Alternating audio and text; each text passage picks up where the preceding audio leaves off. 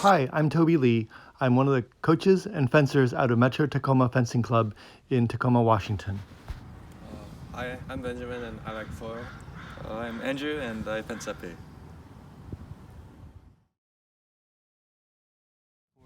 Advance. Front foot forward, back foot 90 degrees. Move the front foot first and the back foot follows. Knees are bent so that the body is balanced. This is a good way to move towards your opponent. The retreat. Back foot first, then the front foot follows. This is a good way to let your opponent's attack fall short and also to set up your defense. The lunge. The front foot kicks out and lands with the knee over the heel. The back leg straightens out and notice that the back foot moves forward, and so you get a little bit of extra distance. The body should be balanced with each time you lunge. For an advanced lunge, you basically do an advance and then you usually accelerate to finish with the lunge. Advance, lunge right there. To redouble, this is a good drill if someone is off balance with their lunge. You do a lunge and then you follow it with a second lunge. If you're not balanced, you will not be able to do the second lunge.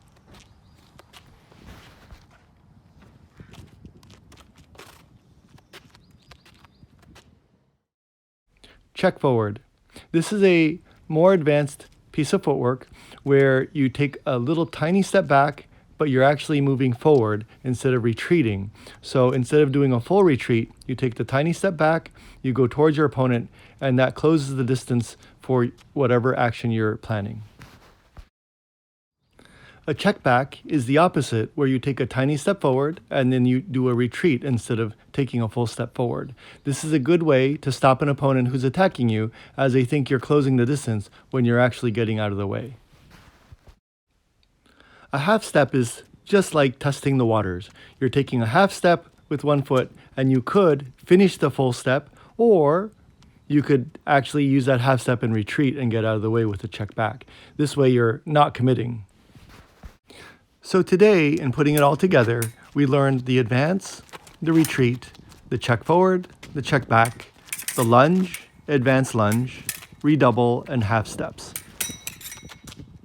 So when you're fencing an opponent, you will be using this basic footwork in various ways to confuse your opponent and to be able to get close enough to maximize your chance of scoring on them.